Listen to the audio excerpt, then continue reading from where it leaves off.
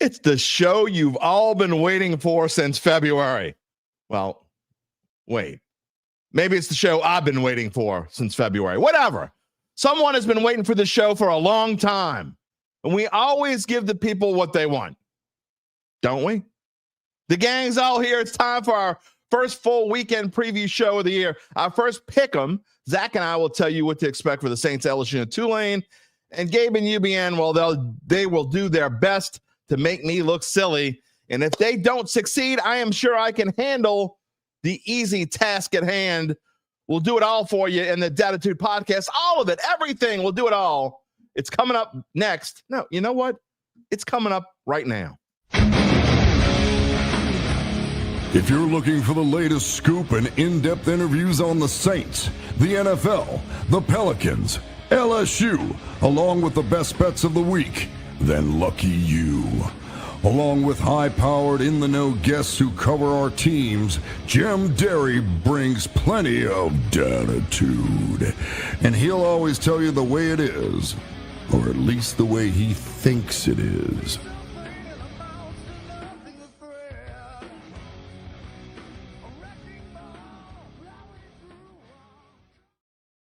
Where you at, Dattitude family? Are you ready? That is my question in the morning. Are you ready? We had the appetizer last week. It's the entree this week. And now, I have some excellent news for you, by the way. In case you went to bed early I have some fantastic news for you. The Saints, your New Orleans Saints, are a half game ahead of the Dallas Cowboys in the race for the top seed in the NFC. How about that, baby? The Saints are ahead of the Cowboys. That's right, in the playoff chase. That is some good news. We have plenty more for you on Dattitude, episode number 411. Yes, that's 411. We have all the 411. It's presented for you by Evangeline Securities. And today is Friday, September the 5th, 2025. First Friday of September. You know what that means? That's right. Saints, LSU, and Tulane all on the same show. We have our first Pick'em show. It's going to be fun. If you are new here first, welcome. What's taking you so long? We're glad you're here. Why are you late? We're here. You're here. That doesn't matter. You should know that I'm your host, Jim Derry, 35 years on the New Orleans sports media scene. I was born and raised on the West Bank, and I'm unapologetically loud. If you're still here after that intro, thank you so much for being a part of the Dattitude family. What is special about our show? Well, not just that we do a Pick'em on Friday, not just the fact that Gabe pissed me off right before we went on the live on air, right before I pressed the button. I'll get to that in a second. You know what's special about our show is when I'm pissed off, I'll bring it on with me, baby. Fire everybody else up too. No, what's really special is you talk to me, I talk to you. You can chime in. As we're making our picks this afternoon or this morning into this afternoon, you can make your picks along. We'll show them on the screen. Zach is here. Well, he's not here yet, but he will be. Gabe and UBN are here. They're in the green room.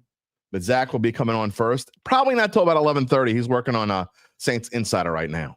So he's going to come on about 11:30. We got plenty to talk about anyway. We may have, if we have time this morning, we'll have Friday with Gabe, and I'll let him come on and make my face red.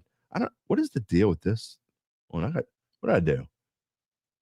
I got all kinds of stuff going on, man. Sucks to get old. Morning, y'all. By the way, we're live every Monday, Wednesday, and Friday, 11 a.m. It sucks to get old. Just because we're live. I mean, I'll still be old when we come back Monday, by the way, over the weekend. I'll probably enjoy myself, but I'll still be old when we come back Monday. Monday, Wednesday, and Friday, live at 11 a.m. Central Time. Monday is Mono-E Monday. That's when it's just you and us. It's you and us. You and us. Boy, is that some bad grammar. What the hell was that? It's Gabe, it's me, it's you and us. Maybe that's what I'll start calling Monday. You and us Monday. That's when it's nothing but comments from you guys and Derry's dime. Gabe will have his take on the weekend's action. That's what Mondays are. Wednesday is Guest Wednesday. Next Wednesday, our guest will be, I'm working on trying to get someone who covers the Niners. So I really do want to start a segment on a 10-minute segment. Someone from the opposition who covers the opposition. We're going to try to do that. Have not confirmed that yet. I'm working on it. But we will have Glenn Gilba, who covers LSU for Tiger Rag. He will be coming on. First time he's coming on the show. He will be on Wednesday. Yeah, we have not talked enough about LSU. And I actually had some people reach out to me and say, can you do a little bit more LSU? And so, okay, we will. So I'm going to kind of spread that out. That the Wednesday is going to be not just Saints, it'll be Saints, it'll be LSU. And I'm hoping to have in the next couple weeks, I'm working on getting Tulane coach John Summerall on the show. It's going to happen. I don't know when exactly it's going to happen, but it's going to happen soon. So we will have a Tulane show coming up as well. That's all. And then Friday, you know what Friday is? Friday is today. All the Fridays are going to be, it's much fun. Man, if you can't have fun with this show on a Friday, you need to check yourself. You know what else you need to check? You need to check and see if you subscribe to the Dattitude YouTube page. Take a second to do so. It only takes a second. Click like, click the little bell, all that crap, whatever. And if you watch it after the fact, or you're listening, which we're on every major podcast platform, get in touch with me on X at Jim Derry Jr. or via email, jderry@theadvocate.com. What is on today's show? I told you already. Before we get started, by the way, I promised my daughter I would show this. We've got to get to some comments, too, and we got to talk about last night's game. I promised I would show this. Is it? No, it's not upside down. You see this? My daughter made me a bracelet. Like, you always see that I'm wearing. I always tell y'all, people like to make fun of me sometimes because you wear those pink and purple. Yeah, I got 2 girls at home. I don't give a rat's. Whatever they make for me, I'm going to put it on. So anyway, my daughter, my 14-year-old, made me a Dattitude bracelet. She said, "Would you wear it on the air and show it?" I said, "Absolutely. Put it on." Gotta love it when you got some crafty kids, man. Maybe that'll be part of the Dat merch shop when we actually. Okay, we got to start. I don't know. Maybe you can help me figure out how to start a Dat merch shop. I don't know how to do that, but we're going to do it. I keep saying I'm going to get Dat shirts. I don't have any yet. All right. Anyway, getting to last night's game. Before I get to last night's game, let's get a couple comments in here. I always wait too long to get the comments in. Rocky, good morning. LSU in a blowout, he says. Saints by 3. What? Saints by 3. Good morning, Dattitude fam. Stay positive. Let's ride the wave. You mean the Tulane Green wave? He says he's putting it out there early in case he gets busy at work. Okay. I'm not going to bust your chops. We all got important things to do. I'm at work. I'm at work right now. Come on. What else we got here? Oh, man, I hate when it does that. Daryl Hayden, good morning. Looking forward to a great show. Appreciate it. S. Callie, good morning. Who dat? Let's go. Charles Mangus is here. Good morning. Jim, Gabe, Dattitude family. Happy Friday. Go LSU. Go Saints. Start of the Kellen Moore era. Let's hope it's similar to the Mora era. How about the Sean Payton era? Sean Payton era started pretty well. They started 3-0. You remember that? What did they do Sean Payton's first season? They went to the NFC Championship game for the first time in team history. Man, that would. I think we were all surprised that happened. By the way, I drank out of my LSU cup last week, so I'm bringing it back for this week. I think we would all be shocked if that happened. If the Saints even went to the playoffs. I think not all of us. I know we'd have a lot of the Hope Springs Eternal people would come in and say, "I told you." I would love it. Rob, good morning, Dad fam. Rainy Cajun, let's go. Happy Friday, everybody. Kyle Sherman, good morning, Dattitudinals. Here we go. New Orleans Saints football. Jules Howard, good afternoon from Maryland. It is afternoon in Maryland. It's still morning here in New Orleans. Chad Gage, good day to all. Rat, prove me wrong, brother. Use Chad Gage's bulletin board material. Sure you can find some stuff from me. Yeah. We're rooting for the Rat this week. Absolutely. Rainy Cajun says, I'm going to need to add Tulane to the intro video. Maybe boot the Pels. Yeah, I thought I had Tulane. Does Phil, doesn't he say Tulane? And maybe he doesn't. I don't know. I will say this, Cajun. I just don't. I would love to. I don't know why I overlooked them when I was doing the intro, but maybe next year. Phil's on tour right now anyway. I don't have time to get him. He's not going to be able to. He's not going to have time to make me a new intro anytime soon. So That's Dad. He is actually my sister who lives in Massachusetts is going to see my brother-in-law play. Pantera is playing with Metallica in Saratoga, New York on Tuesday. So my sister will be there, gets to meet and greet with my nephew and my nephew's girlfriend. That should be fun. I will be here working. Adam Varner, good morning. Who dat family? We are ready to go. Jules wants to know if we have any sad Cowboys fans follow this channel. Every now and then, they were here, Jules, last year. Remember when the Saints whooped up on them Cowboys? They were here that whole week before, and then they disappeared. And we had a lot of fun. Look, the Saints season sucked last year, but if you want to find a bright spot, it was whipping the Cowboys' ass early in this. That was definitely a bright spot. Definitely a bright spot. I mean, we had I don't know if y'all remember this. You can go back and find it. I don't remember what episode it is, but you can find it easily.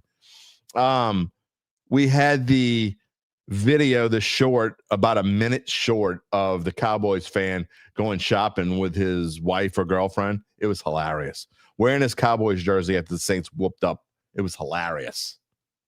It was hilarious. Dylan Smith, good morning. He's so. We're going to get to the injury report. Yep. We're going to get to the injury report. That's coming. All right, Mark Zatanovich, here you go. The pundit said Rat would never start again. Nobody said that. I mean, hardly. No pundit said that. Okay. That's not true. They said that they wouldn't even be on the roster. Nobody said that. Nobody I know said that. I don't know a single quote unquote pundit who said Rat would never start again. I said Shuck would, if it was my choice, Shuck would start. I still say Shuck will start by week 5. If I'm proven wrong, I'm proven wrong. I thought it was more likely Shuck would start week 1, but no one that I know that I at least take seriously said that there was no way the Rat was going to start. No one. So let's just get a correction right off the bat here. Who we got here? We got Who Dat Daddy. I know he's happy the Rat's starting. We are a family. Go Tigers. Absolutely. Go Saints too. Kyle Sherman. Yeah, my shot. It's you and us, baby. You and us. What was it? Helen Reddy said you and us against the world. I don't know.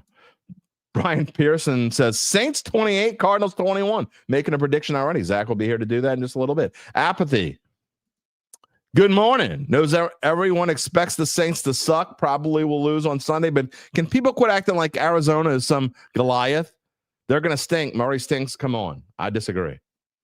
I don't think they're going to be great, but I think the Cardinals are going to be a decent team.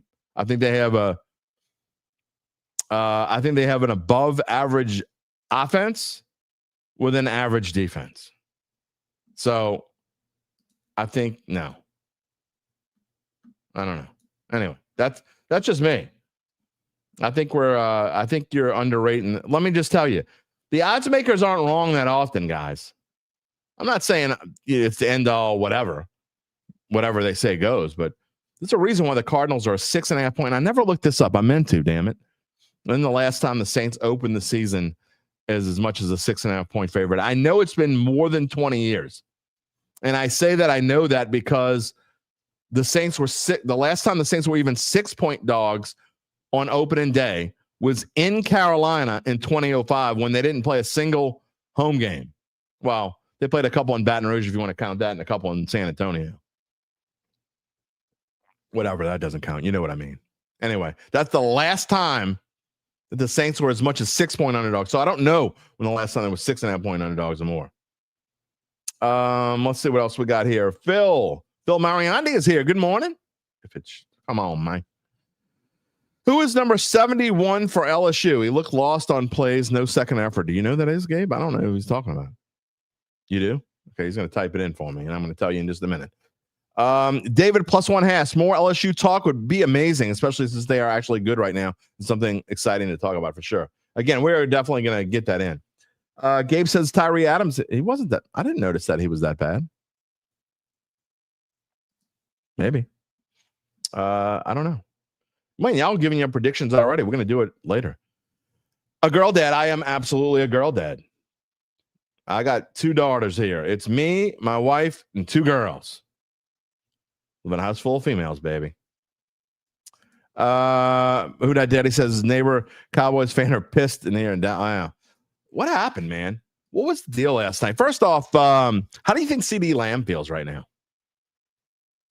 I mean, okay, so I'm not talking about the last one where he dove and he almost made that catch. That would have been a great catch. But right in his hands, man, he dropped a couple last night. He catches that ball. Now, look, Dallas still has to score a touchdown. So it's no gimme that even if CD Lamb catches that ball right there towards the end, the one that hit him right in the hands, there's no guarantee that Dallas is going to score a touchdown. But I got to be honest. If you had Dak in fantasy, you're pissed off because he basically got you almost a goose egg in the grand scheme of things. But as far as real football goes, I thought Dak looked really good last night. You know who didn't look good? Jalen Carter. The hell was that? He says he's sorry. He says he'll never spit on anyone ever again. It'll never happen again. Yeah, and I'm never going to take the last piece of leftover pizza in the fridge. Come on, man. Got to be suspended for that. We can't be doing that kind of stuff. Today's not any different than 30 years ago, but the way they handle things are. Like I would have said 30 years ago, that's disgusting. Dude should be kicked out. I'm not kicked out. The dude should be suspended for at least a game. And, you know, Gabe and I were texting each other last night, and he says CD Deuce did it. I don't remember that. I'm sure it probably happened. The last one I really remember was, y'all remember Dexter Manley? Played for Washington back in the day. Well, he played for multiple teams, but he spit on Jim Dombrowski. I don't know if y'all remember that or not. That was a long time ago. You old people like me might remember. But that's just unacceptable. There's no ifs, ands, buts, or whatever. There's no ifs or anything. You cannot do that. Can't. All right, Cecil. Happy Fun Friday. Here's hoping for a celebratory Dattitude show on Monday. Look, if the Saints win the game, I'm not going to change any logos or anything. But if the Saints win on Sunday and the Rat throws for 66% or better and has no picks, if all three of those things happen, I will call this Dattitude on Monday. Again, I'm not going to change maybe that'll be the headline. If all those things happen, it's not a ton. You're not asking for a ton. Dattitude. Sean says Saints 24, Cardinals 17. Brian Pearson, do I think the New Orleans Saints can make the playoffs this year? And in your honest opinion, how's the week been going so far? It's been a busy, crazy, weird, stupid week. And the answer to your question is no. I don't think the Saints can make the playoffs. I predict. If you weren't here last week, we did our predictions, our Saints record prediction. You know, I got to ask Zach when he comes in because I forgot to ask him his Saints record prediction. Gabe and I both say 4-13. I hope I'm wrong. I think the ceiling is like 6 wins. And that's if they win one of their first 4. I think there's almost, look, don't get mad at me when I say this. I'm just being realistic. Okay. I think there's almost 0 chance they win more than one of the first 4 games. Okay. So let's be optimistic and say they go 1-3 in those first 4. Okay. For them to win 7 games, because I'm saying the ceiling 6. So for me to be wrong, for them to win 7 games, they would have to go 6-7 down the stretch. Right? Yeah, 6-7. They would have to go 6-7 down the stretch if they start 1-3. I mean, you say, well, they can do that. Well, sure, they can. But after week 6, they have just 4 home games the rest of the year. I'm telling you. I'm not trying to be, Gabe says the worst decision that Jalen Carter ever made. No doubt about it. So there's your answer. Wait, what? Type it in. I don't know what you mean. Dylan wants some merch. Lance Dobard. Who dat? Hakeem, big dog. Dylan also says Saints win 21-17. We already got a lot of Saints wins. Oh, second worst decision Jalen Carter ever made. What was the first one? I don't remember. I know I should know. My mind's on this. Sorry. Lance Dobard. Oh, yeah, they're talking about the old school TV. Hakeem, let's go Rat. Prove the haters wrong. Absolutely. Hope it happens. 100 questions. 100%. Prove them wrong. Who dat? Take the 6 in the hook. I'll tell you what I think later. Oh, Ryan Shano, thoughts on those hideous khaki jerseys. All right. They are indeed, in case you've been living in a cave, the Saints are wearing this on Sunday. I know a lot of you don't care about this kind of stuff. It just bothers the hell out of me, man. It shouldn't. Shouldn't. Khaki jerseys. Maybe Jake from State Farm can get in the damn game. Let's see. Lance, because spitting is the worst thing he's ever done. Yeah, I know. Gabe says, okay. I didn't realize that was him, honestly. Got a Georgia staffer killed in the other car's crash. I didn't realize that was him, honestly. I don't know why I didn't realize it was him. Good look. Look who's here. Randall's here. We thought you had. We didn't know what happened. What happened to you, man? We're glad you're here. Randall, welcome. Dylan talking about butter hands lamb. Yeah, man, that's terrible. Let's see what else we got before I get into some other things. Charles Mangus. Dombrowski punched a player, ruined his eye, almost lost it in a punch. That's not Dexter Manley. He punched Dexter Manley after he got spit on. That's why he punched Dexter Manley. Yeah. That's why he got spit on. Oh, Lord. We haven't had one of these in a while. So, Randall, I'm going to show it. I love you, man. I really do. I'm so glad you're back. I'm dead serious. I'm so glad you're back. So don't take this the wrong way when I say the following. This is the dumbest comment of the week. You win dumbass comment of the week. I'm glad you're back. I hope you take this well. I love my Saints, but honestly hope we go 2-15 with 2 wins over that disgusting franchise in Atlanta. Okay, the last part of it isn't dumb. That's fine. To hope your team goes 2-15. If they're 0-0 right now, and you're hoping, first of all, tanking is the dumb, losing on purpose. And I got to have this rant at least once a month. I don't think I've had this rant in at least a month. So here we go. Losing on purpose is the dumbest shit ever when it comes to sports.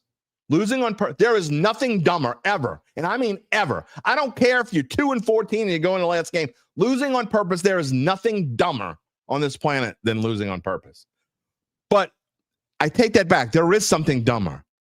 If you're calling for your team to lose on, because you hope your Saints go 2-15, which means you hope they lose to everybody else but Atlanta. So if you're rooting for your team right now when they're 0-0 to lose every game except the 2 they play against Atlanta, so they'll go 2-15 and I guess get a better draft pick, which is ridiculous,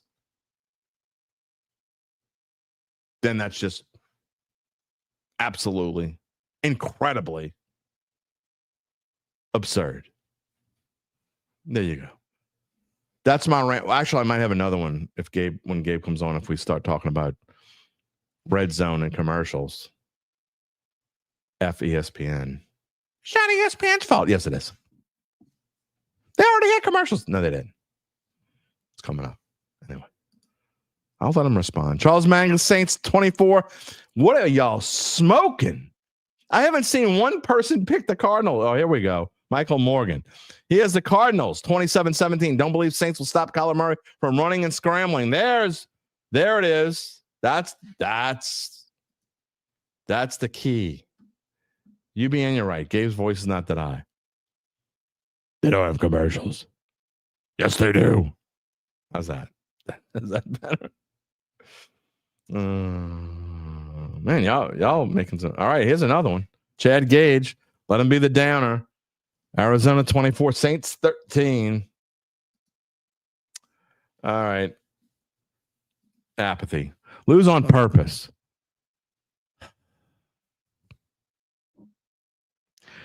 Loomis and Jeff Ireland do something stupid and drafts the wrong player and sends Mel Kiper into a 3 days rage bender.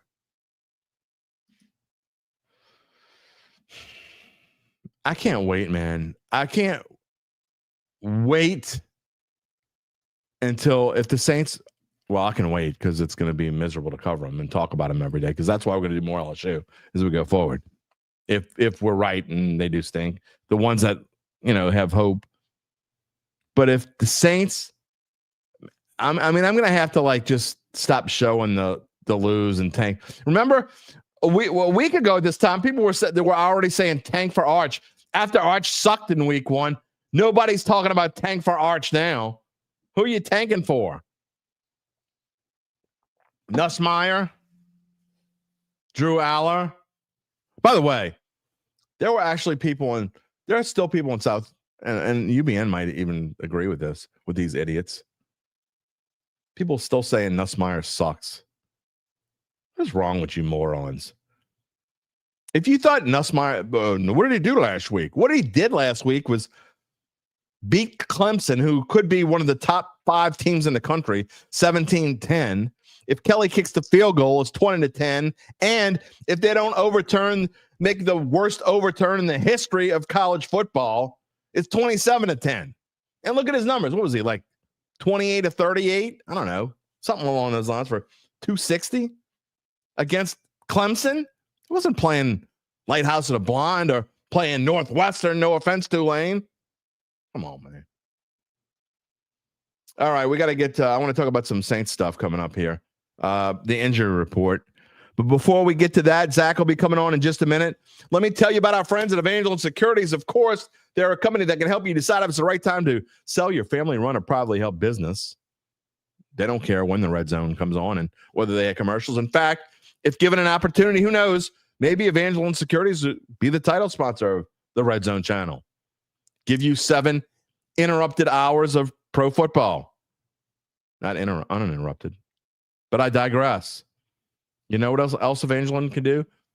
They can not only can they help you figure out if it's the right time to sell and what that business is worth. No, they can do lots of things. You need to call them. If it's you, someone you know, someone you love, shout out. Got to give it to them. Shout out, call, email, whatever it takes. Evangeline's founding and managing partners, Nick Braden and Ron Hemel. They will start by scheduling a complimentary valuation from their offices either on Poydras Street or in Lafayette. And from there, you will be well informed to begin to make the decision on if you want to proceed. You make the decision on if you want to proceed. What happens after that? Well, we'll fill you in more later in the show. In the meantime, you can check them out at www.evangelinesecurities.com. Okay. Again, Zach is coming on in a few minutes. He is finishing up they record the Insider. He's working on that, and then he'll be here in just a minute. Did y'all see the Saints injury report? The interesting injury report. In fact, I'm going to change the slide here as we get into it. We'll get Zach in just a minute. I don't think there's any question. I mean, I'm not saying there's zero chance that the Saints can't beat San Francisco, Seattle, or Buffalo. Well, I'm pretty much saying there's a zero chance they win at Buffalo. However, what there is no question of is, in my opinion, and I ask it as a question, but I'm really answering it for you. I don't think there's any question that the Saints' best chance to win any of their first 4 games is this first one against the Arizona Cardinals. Again, 6.5-point dogs. The odds makers don't give them a lot of chances. If you get a chance, Gabe, could you look up what are the implied odds on the Saints winning this week? Using the calculator from sportsbookreview.com. Yeah, but a 6.5-point underdog. Saints are plus 230-ish on the money line. Something along those lines. So the odds makers, and I'm going to get the implied odds. Gabe's going to figure it out in just a minute, and I'm going to tell you. But regardless, trying to be realistic, but you want to be realistic? Saints if they're going to win one of their first 4, they need to win this one. Okay? The first one is super important anyway. Got to get that confidence going. Gabe says at DraftKings, the implied odds on a Saints victory for this week. Again, these are the odds makers. You might think differently. You might think it's 70. I mean, judging by some of these score predictions, you might think there's a 70 or 80% chance the Saints win. You might think the Cardinals truly stink. Okay. But the odds makers, the ones at DraftKings at least, Gabe plugged it into the implied odds calculator.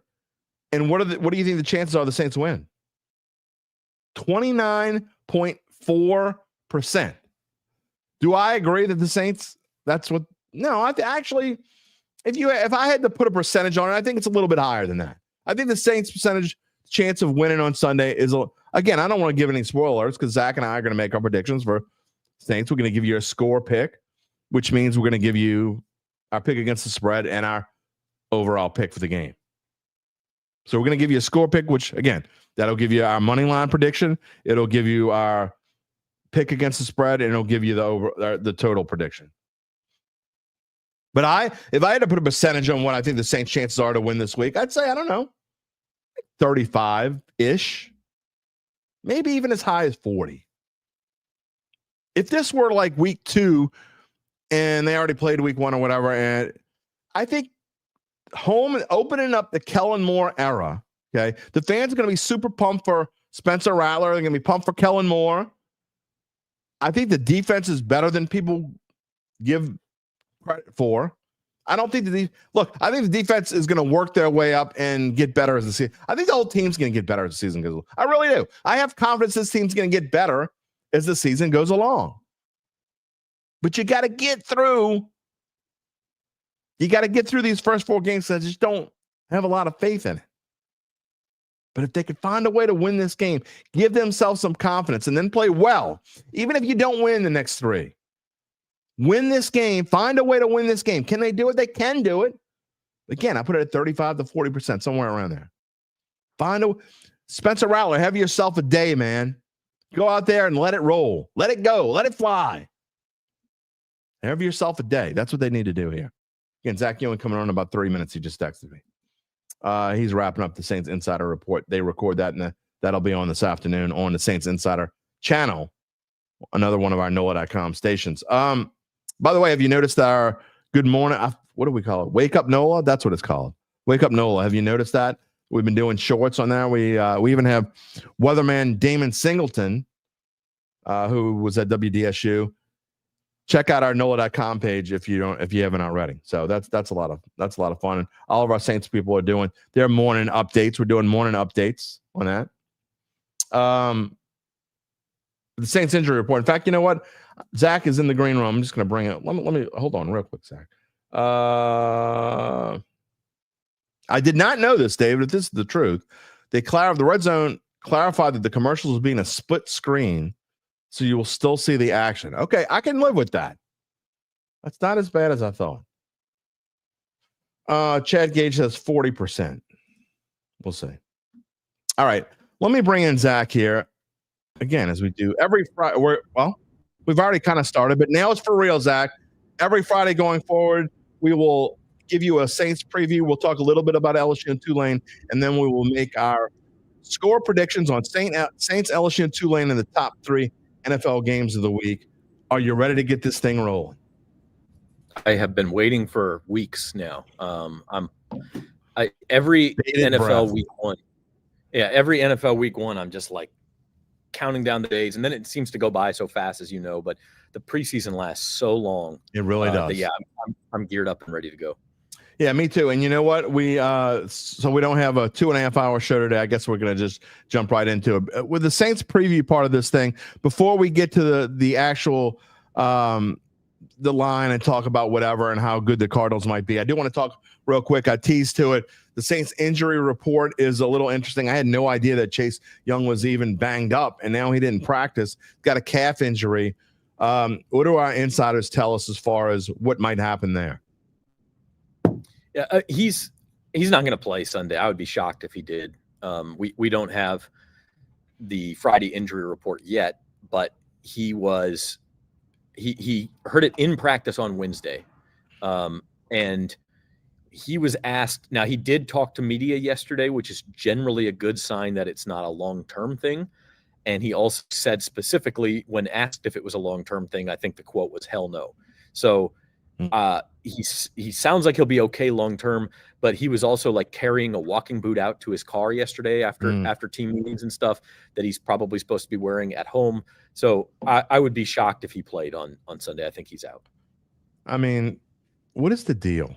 I mean, I guess I don't know. I'm not even really asking for an answer, but you know, we talk about for years. We've been talking about the Saints training staff, and I'm not blaming the training staff that some freak injury could happen, but it just seems it happens more here than anywhere else. These star players get just banged up, nicked up, whatever. I mean, and again, I know it happens everywhere. You look at the Eagles last night, first kickoff of the season.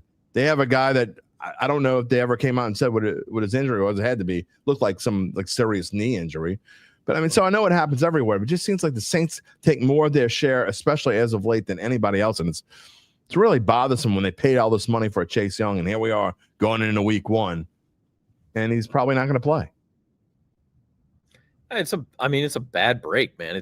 And I think if you look at Arizona's offense and the running game that they've got between Kyler Murray and James Conner, and the fact that that's how they like to move the ball, Chase Young is probably the last defensive player you want to be missing in this game.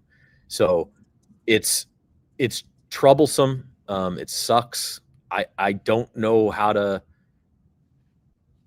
say it other than it's just bad luck. I mean, I don't know, but calf injuries, how many times have you seen a guy with a calf injury turn into an Achilles if you don't take care of it? We saw it just this year in the NBA playoffs. So I think the Saints are being careful with it. I think they want to take care of it and have him for 15 games this season and not risk losing him for the whole thing.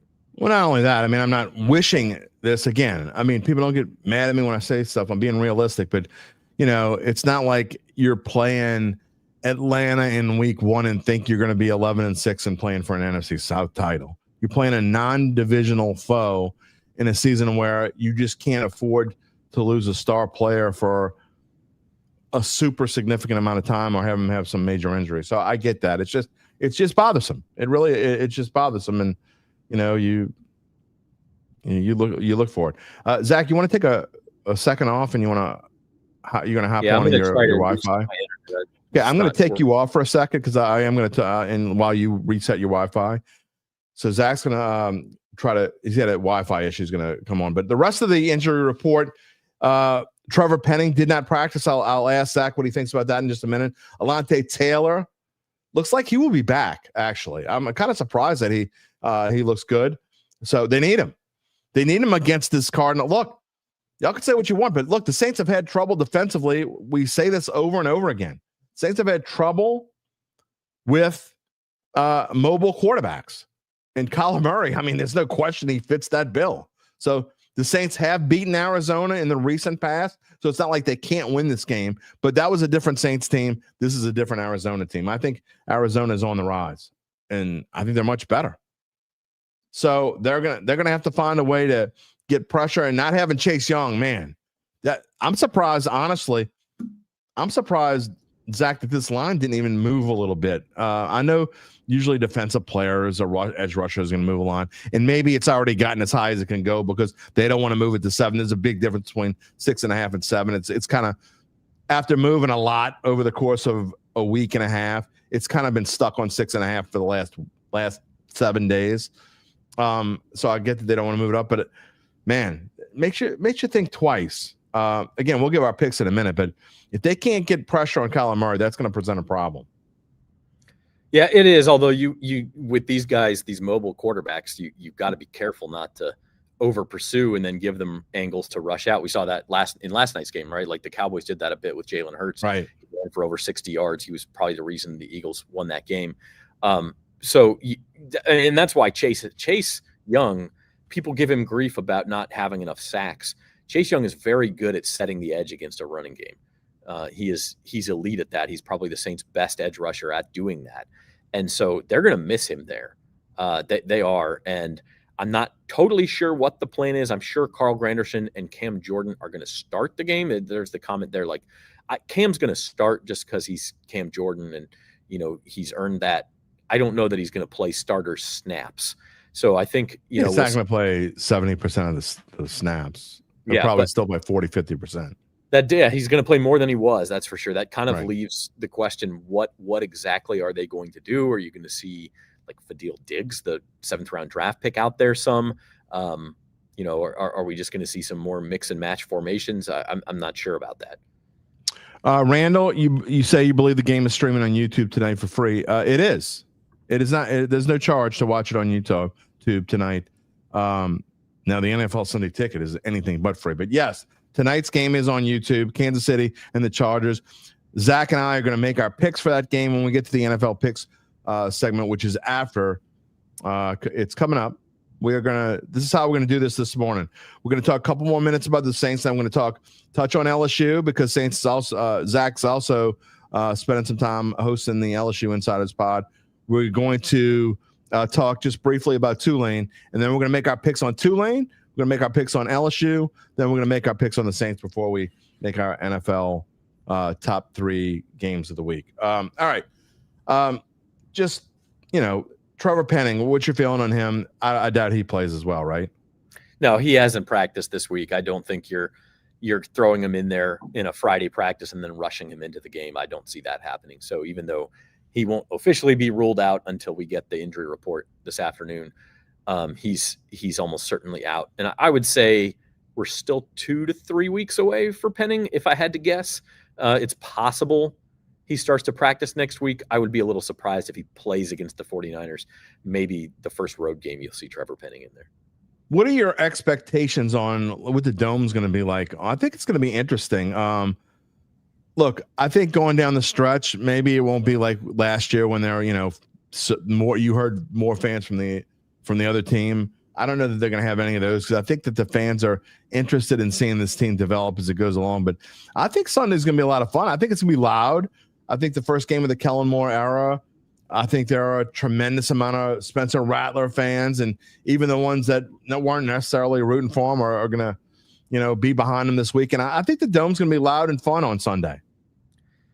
I think so. I mean, I kind of like the vibes where the expectations are low. So let's go see what we've got. It's a young team.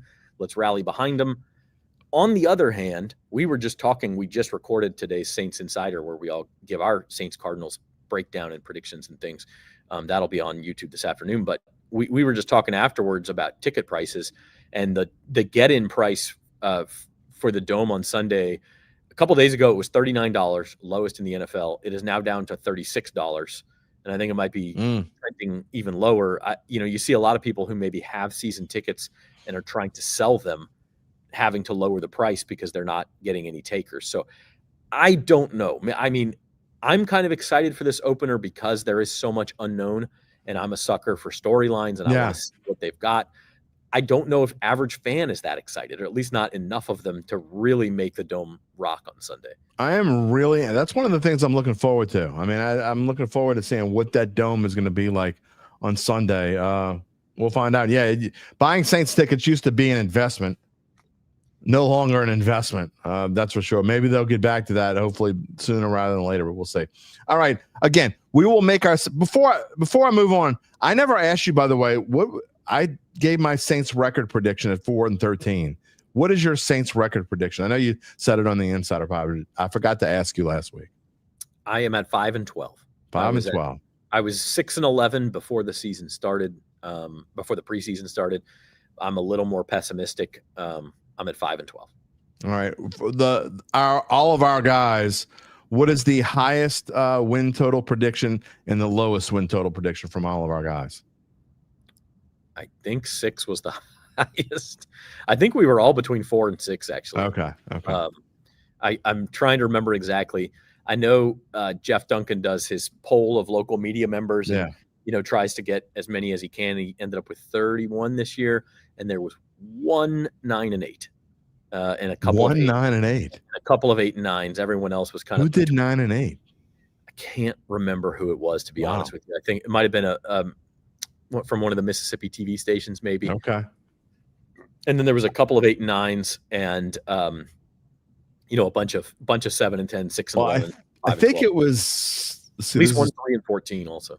I think it was 2022 when the entire media picked the over, picked the over 7.5 wins when they went 7-10. Was that 2022? The entire. It may have been 23 also, Jim. Every single media member picked the over win total, and you knew that wasn't going to happen this year. But I have the under 4.5.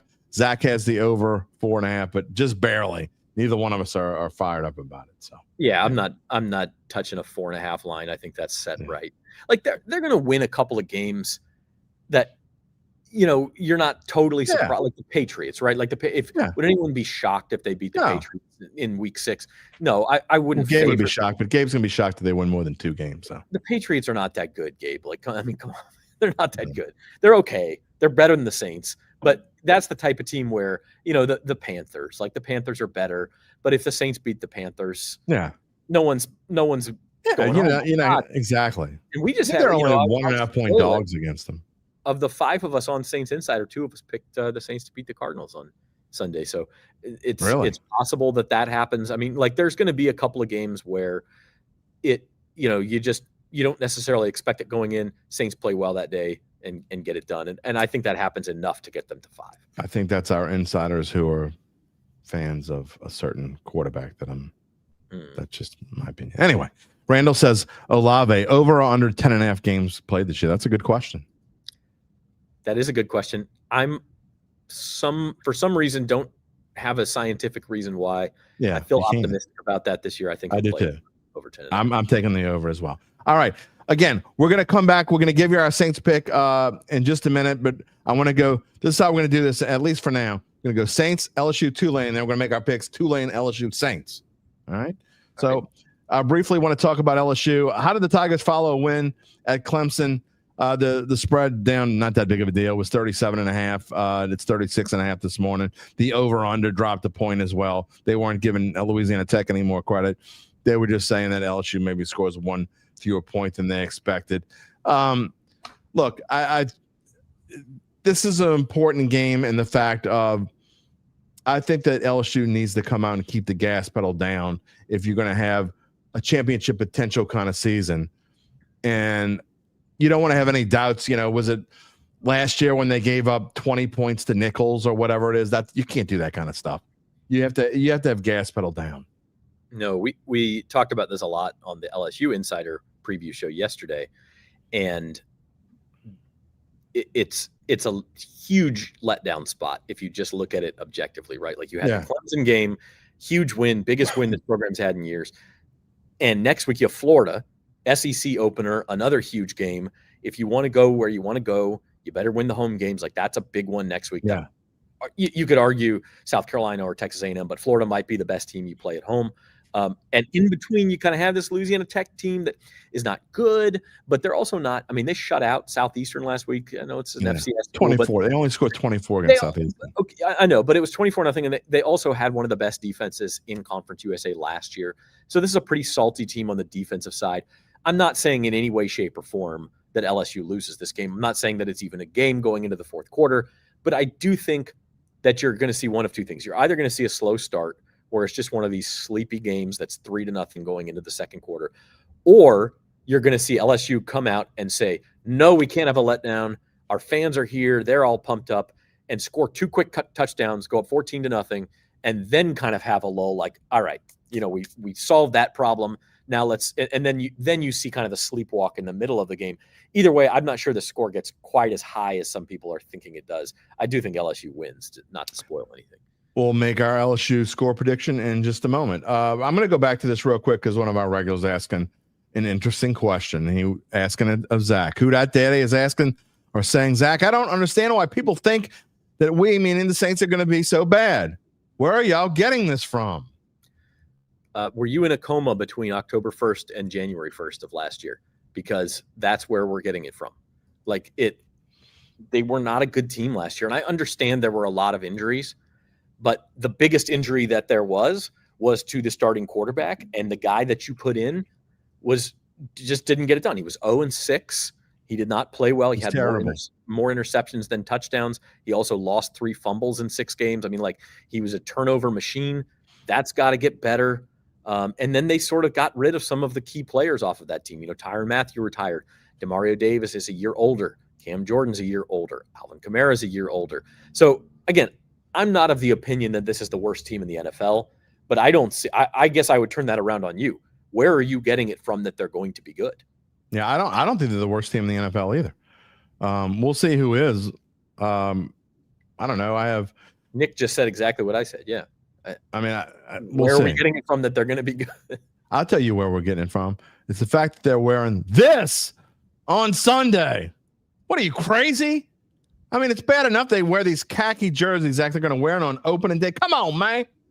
Come on, man. They jinxed it. They used Chase Young for the model photo. Yeah, they sure did, didn't they? All right. Again, we're going to get to our predictions. Saints, LSU, Tulane. Let's talk about Tulane for a minute. What an impressive performance last week. Jake Retzlaff, man, just 113 yards, I think, rushing. A lot of it obviously came on a long touchdown run, but still had 40 or 50 rushing yards besides that one long run. He looked in complete control, even only been here for 6 weeks or whatever it is. I thought he was fantastic. And now the Wave, they're in a similar boat of LSU, except they're going on the road. They have to avoid a letdown in Mobile against always tough South Alabama. People never give, in my opinion, South Alabama enough credit because they are usually a good football team. Yeah, this really is kind of a trap spot because, again, Tulane, big game last week, big win over Northwestern, huge game for multiple reasons against Duke next week. And here you have this road trip, and this is a team that could beat you. Like Louisiana Tech's not beating LSU. Yeah, South Alabama could beat Tulane. Yeah, for sure. They are good enough to do it. If they play well and Tulane does not play well, you could find yourself in a tight game. You could lose that game.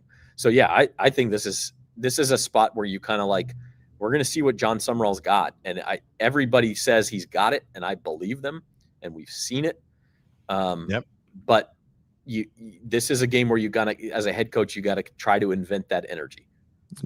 Yeah, and that line is a little inflated for my taste. 10.5. I'm not giving any spoilers because that doesn't mean that I'm going to pick South Alabama with the spread. We're going to get to in just a minute, but I think the only reason when I say it's inflated, I think it's only 10.5 because Tulane is now the favorite to become the non-Power 4 program to go to the playoff. So I think that's what the spread had Tulane just like won unconvincingly last week or whatever. I think it'd be more like 9.5, but that's a big difference. It's a big difference. Randall wants to know, by the way, if we have any NFL South picks. We made them last week. Zach and I talked about this on the show last Friday. If you want to go back and check it out, Randall. And then all of my team by team predictions I did as shorts you can find on the Dattitude YouTube page. Easy enough. I did all the NFC South shorts last week. You can go back and find them. All right. You ready to make some picks? I'm always ready, man. Let's do it. All right. Let's see here.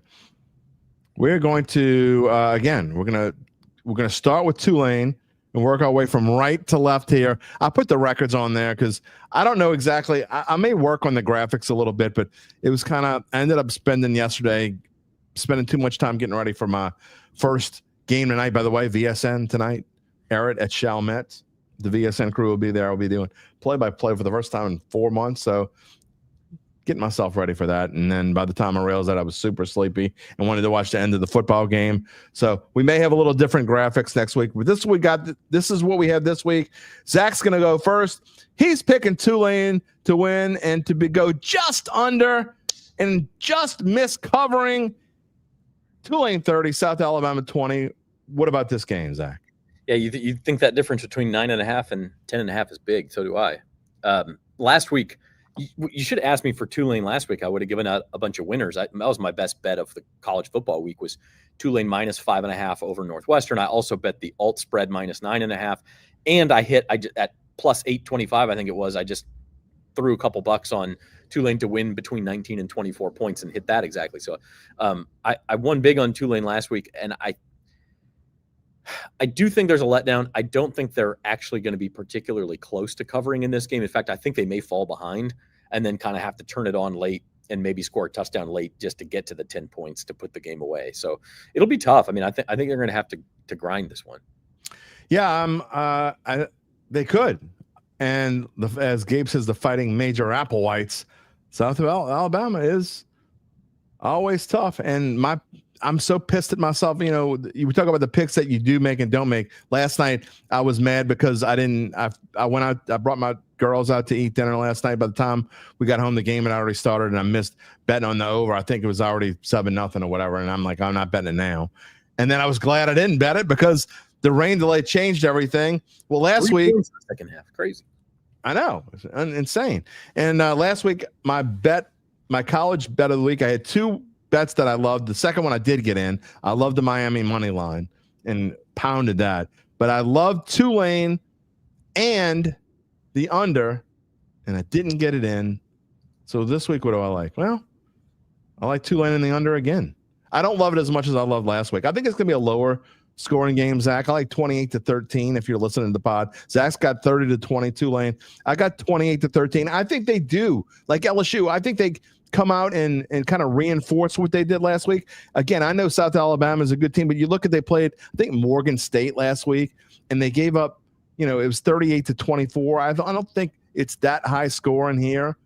And I think maybe there's a little letdown on the Tulane offensive side of the football. But, I mean, if South Alabama's given up 24 to Morgan State or whatever it was, maybe it's 35-13. But again, I'm not as bullish on Tulane in the under here, but I do like Tulane. I like them to cover. I think they win convincingly. So anyway, so Zach's on. We're gonna have to figure out, how do we want to do our records here? Do we want to do it against the spread? It's up to you, man. It's your show. Let's against the spread's obviously more difficult. No, let's do it against the spread. All right, and here we go. All right, moving on to LSU. LSU, a 36.5 point favorite against La Tech. Zach's got Tech when it comes to the spread. He is going to take the over 50.5. He's got LSU 41, Louisiana Tech 13. Yeah, like I said, I think that at some point in this game, and my guess is it comes in like the middle of the game, that there's the crowd's going to be excited. The crowd's going to welcome LSU home after the big win last week. I mean, that place is going to be bumping. And then LSU is going to score a couple of touchdowns. It's going to be 21-3 or something, and everybody's going to start to leave because that's what happens at LSU games, especially in September. And the energy in that place is just going to drain out. And like, you can't help but feel that as a player, especially when Florida is next week. And I just think maybe it's like 28-6 at halftime, and then the backups let La Tech get into the end zone once, and they just kind of, again, never in danger of losing. Never really in danger of even being scared like they were a couple of times last year against like Nichols and UCLA. I don't think we've got that going on, but I do just kind of think it'll just be a little bit of a sleepy, like, just check the box and get it done. Yeah, I could see that. By the way, there's quite a few Saints comments. When we get back to Saints, when we make our Saints pick, which will be in about a minute and a half, I'll promise we'll get to some of these picks here. Look, let me get this slide up there. I think LSU is going to roll in this game. I don't necessarily love the over 50.5 because they could take their foot off the gas. I just don't think they're going to let Louisiana Tech score points. I think this defense has got something to prove. If anything else, they want to show, hey, we really are that damn good. So I got LSU 49, Louisiana Tech 3. LSU doesn't always look after last year. Nichols kind of embarrassed them a little bit, scoring 21 points or 20 points, whatever the hell it was. I think LSU wants to send a message there, in-state rivals, especially all those people who want them to play Tulane. It is what it is. But I got LSU 49, Louisiana Tech 3. So I got LSU covering. You have Louisiana Tech covering. So, again, we're against each other again. But for the record, if LSU covers, I think that's how it happens. I don't think they're going to put up 60 points or anything. Yeah. They have no reason to. And again, La Tech's strength is its defense. So they may give LSU just a couple of little problems and force them to settle for field goals and stuff. But I think if they cover, it's going to be because the Bulldogs just can't score. Yeah, that makes complete sense. All right, let's move on. And let's see. We got our Saints predictions. It's time to get to our Saints predictions. I'm going to throw your score up, not throw up. I'm not going to throw up because of your score prediction. I'm going to throw your score prediction up. And look, you're right on the fence with this one. Obviously, Cardinals a 6.5 point favorite. You have the Cardinals winning by 5, which is right on there. It means you're not running to the window to bet on the Cardinals or anything, but you think Arizona wins this one 24-19. I'll get to the comments in just a minute. Yeah, and I do think the Saints have a chance in this one. I think the vibes are right. I think that there's a little bit of an element of like you don't know what we're going to get from Kellen Moore and Brandon Staley, and neither do the Cardinals. And by the way, we talk about this on Saints Insider today. Jonathan Gannon came out this week, the Cardinals head coach, and said, look, if you look at the past, Kellen Moore has kicked my butt up and down the field in the past, and I have struggled against him. Jonathan Gannon is not calling defensive plays for the Cardinals, but he's obviously going to be heavily involved. And so we did. We went back and looked, and it's true. When Gannon was the defensive coordinator in Philadelphia and Kellen Moore was the offensive coordinator in Dallas, Kellen Moore won 3 of 4 matchups. The only matchup he lost was when Dak Prescott was injured. Cooper Rush was the starting quarterback. When he had Dak, they scored, I think, 51, 41, and 34 points in those 3 games. And so Gannon is right. I also kind of think that's the type of thing you say when you're confident you're going to turn it around. You kind of, hey, look, he's always got me in the past. He's really good. And the unsaid thing is, look at what happens this Sunday. So I don't know. I do think the Saints defense will keep them in the game. I just worry, again, I know you've got a lot of people who like Spencer Rattler on this show. Is he ready to go put together a big drive?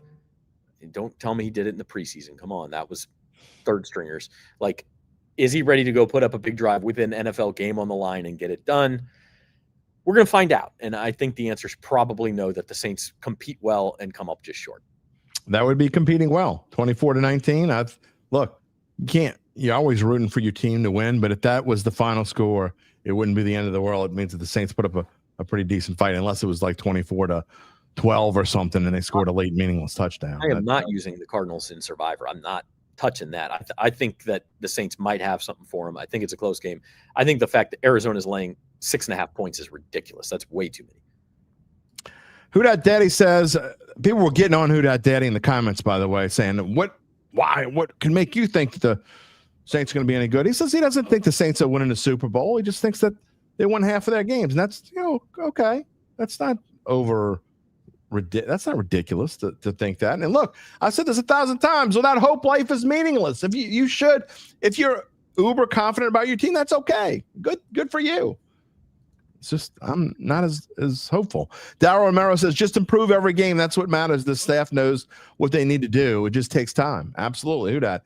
Black Preacher Man, I give my daily salute to you, my friend. So y'all don't take under consideration that the Rat played with backups who are not on the team, and the fact that you have new leadership and a head coach. I take everything into consideration, and I'll ask you this question in a second, Zach. I take it into consideration, but I'm talking about my eye test. I don't care who was out there. I'm telling you what I've seen, what I saw in the 7 games that he played, what I've seen in the preseason, what I've seen every time I see Spencer Rattler. He is terrible, and I mean absolutely horrendous pocket presence. Okay, that's got to change. And number 2, what bothers me most about Spencer Rattler, Zach, and I'm not dumping on Spencer. You asked me, Black Preacher Man, so I'm telling you what it is about him that bothers me. Also, that he is too often just going to whatever his first read is, and whatever the opponent is. Every opponent so far has made an adjustment on. It's why he's 0-6. It's not just the personnel. The adjustment, we've talked about this before. His first half QB rating is double what his second half QB rating is, because other teams are making adjustments and he's not adjusting back. Yeah, look, we are taking that into consideration, because if I wasn't, I would say the Saints are going to be the worst team in the NFL, because at the end of last season, they were the worst team in the NFL. You look at the last 4 games, they beat the Giants, very lucky to win that game.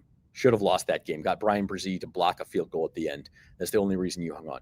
They lost to the Commanders. They got absolutely drilled by the Packers on Monday Night Football. They lost to the freaking Las Vegas Raiders by 15 points at home. Another candidate for the worst team in the NFL at the end of last season came to the Dome and won by 15 points. And then they lost to the Bucs in the finale. So they're going to be better than that. They're not, like I said, they're not going to be the worst team in the NFL. But to look at that and say, oh, all we were missing was a couple of wide receivers and it's all better, I just don't buy it. And look, and even though I say a 4-win team, that could be misleading, because I agree with you. I think they're going to be better than they were at the last half of last year. And even though their record, I don't predict their record to be, last year they were a 5-win team. It not just because of Derek Carr that, being gone, that I predict them to only win 4. That's only part of the reason. I think they're going to get better. But like I said, this start is brutal. I truly think they're going to go realistically. Here's a spoiler alert. I think they're going to go 0-4. And if they do that, to even win 6 games, they got to go 6-7 down the stretch. And when you play all but 4 of your games on the road after October the 12th, that is a tough proposition to ask if you start 0-4. Kyle Sherman making his Saints prediction. Y'all can do the same because it's Saints prediction time. Kyle Sherman says Chase Young loss is a tough one. That's a 7-point swing. It was going to end in a tie, Kyle? Arizona 27, New Orleans 20. Randall says 27-12, Arizona. Preacher Man, he's got hope. Saints 20, Cardinals 13, Saints 11-6. 11-6 this year. I'll have what he's having. Preacher Man says, so coaching had nothing to do with it. Yeah, sure, it had a little bit to do with it. I'm just telling you what I see. Okay. The things that I think, again, I think Spencer Rattler has the most problem with are things that are toughest to change. Pocket presence, to me, you either have that or you don't. That you can't coach that, I don't think. So we'll see if that's true or not. And then Dan Streen says Rattler will be better. He had no one last year. We're about to find out. We're also about to find out my prediction for this football game. Zach, I think I'm kind of with you. I think the Saints cover. I think they fight. I think the defense plays. I am actually high on this. Again, losing Chase Young sucks. I made this prediction after I found out about Chase Young. So, yeah, I just think the Saints are going to come out fired up. I think the crowd's going to be fired up. I think it's going to be a really low scoring first half. I kind of like whatever the under is in the first half under. But I think the Saints cover. I think they make it fun. I think they get 3 field goals and a touchdown, and they score 16, but it's not enough. They have just enough trouble with Kyler Murray to lose the football game, 20-16. So they do cover the 6.5. I agree that spread is kind of absurd. I think Arizona is definitely a better football team than the Saints, but to say that the Cardinals are basically 8.5 better on a neutral site, to say that this game would be like 10.5 at Arizona, that's absurd. I mean, the Saints are already 12.5 point dogs at Buffalo. So you're telling me the Cardinals are basically only 2 points worse than Buffalo? That's ridiculous. So I'm with you, Zach. I think this spread is a little crazy. Yeah, I don't bet on Saints games, but if I did, it would be one of my favorite spreads of the week. Just 6.5 at home in the NFL is a ton. Yeah, it really is. Yeah, that's why you mentioned this earlier. That spread is not going to touch 7 because the books are smarter than that. They just know because 7's doable. Like I could see Arizona winning by 7, but I don't think it gets much higher than that. Daryl Hayden, here's one. He says the Saints are going to 6-11, but they will win this game 24-23. Chad Gage says Arizona wins 24-13. The Saints go 4-13. All right. We're going to talk more about the Saints because I will ask Gabe and Uncle Big Nick, even though I didn't tell them we're going to do this. I'll get them real quick before we go off the air to give their final predictions. But we got to get moving here. Already a minute 8 into the show. We got to talk about our NFL predictions, Zach. And look, last night was a fun game. I'm sure you watched it. Crazy 24-20, all sorts of things going on there. But this is a big week 1, and I love the matchups in week 1. And these are just I picked the 3 games that I would call marquee games. Okay. I think these are the 3 most interesting games of the week. That's what we're going to do every week after our Saints, LSU, and Tulane predictions. We'll go a little bit faster here, but Kansas City is a 3-point favorite over the Chargers. That's tonight in Brazil. On Sunday at 3 o'clock, one of the 3 o'clock games, 3:05, 3:25, whatever it is. The Lions are at Green Bay. Interestingly, the Lions opening up the season as underdogs on the road at Green Bay, the NFC North rival, plus 2.5, totals 47.5. And then the big one, on Sunday Night Football to start the season, the Baltimore Ravens, and what many think is the AFC Championship preview, the Ravens are at Buffalo, and they are a 1.5 point favorite on the road at Buffalo. That's an interesting spread, Zach Ewing. We'll get to our picks in just a minute, but just your thoughts of the week of the upcoming weekend. Yeah, it's a good weekend. I'm always a little bit torn on divisional games in week 1. those games are so important. Yeah. And you're telling us these teams who, haven't gotten a chance to play their first team together a lot, and like Tampa at Atlanta, that game could very well decide the NFC South. Like if Atlanta can't win that game, I'm not sure what chance they have of winning the NFC South. And on the flip side, Tampa Bay, that's a huge game. So like I'm always a little bit torn, but they are sure as hell fun. Packers Lions, another one, Chiefs Chargers. Like these games are huge games for those division races, and we're just playing them right away without really knowing what we've got. Yeah, it'll be fun one way or the other. That's for sure, because man, just jump right into it, and I'm excited about it. We didn't forget about you, UBN and Gabe. Y'all coming on in a little bit, and y'all can y'all have a second to talk about what you want to talk about. We are we're trying to figure out this pick 'em Friday, but we're gonna go. This is how we're gonna do our picks. I am going to just throw both of our picks for these 3 games. I'll let you talk about your picks first, and then mine for these 3 games. And we'll keep a record on these as well. You got Kansas City beating the Chargers 28-17, Green Bay 23, Detroit 20. So you got Kansas City beating the Chargers and covering. You got Green Bay beating Detroit and barely covering, which means you're not running the window. And then you got Buffalo not only covering, you got them beating Baltimore outright in a wild shootout, 33-26. Talk about your picks, Zach. First of all, I think you got my last one backward. I have Baltimore. Oh, did I? Baltimore winning 33-26. Okay, my bad. There you go. That's why first week kinks. Yeah, but that's fine. I guess I'll start with that one since we're talking about it. I think the Buffalo secondary is a bad matchup with the Baltimore receiving core, and just the way that they can attack the middle of that defense with Lamar's legs and his arms. I think he can exploit that. I also think Baltimore, if I were them, I'd be a little pissed off about how that last game in Orchard Park ended, and I think they can get a little bit of revenge. I know Baltimore's kind of weird the first few weeks of the season. They've had some stinkers in the past, but I'm with the Ravens. Tonight's game, I don't know, man. The Chargers, they were fine last year, but did they really beat any good teams? They kind of feel like they're right on the top of the the shelf of B teams in the NFL, where you're like, yeah, you're fine. Maybe I'm forgetting one, but I don't remember them really beating any good teams. And I'm gonna go Kansas City. Just sort of figures it out down there. The turf down there is weird. I hope nobody gets hurt. I hope they figured that out. Unlike last year, it was a mess. Last year, so I hope that game could be a little unpredictable. And then Green Bay Detroit, probably my favorite game of the week. We talked about this last week. We're both high on the Packers. I think the Packers are really good. I thought that before Micah Parsons. I also think that the Lions, by the end of the year, might be really good. But you are going to see these coordinator changes take a little bit of adjustment time. And you start with a trip to Lambeau, new offensive coordinator, new defensive coordinator, new play calls, new all of that. Might take a little bit of time, and I think Green Bay gets it done.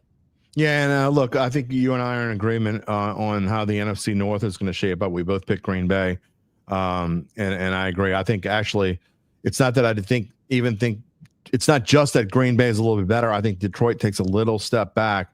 I think losing your OC is a big deal, and your DC for that matter. So I think they got some big shoes to fill. I'm not a big Dan Campbell fan. I've said this before, so I like Green Bay in this one too, to make a statement right off.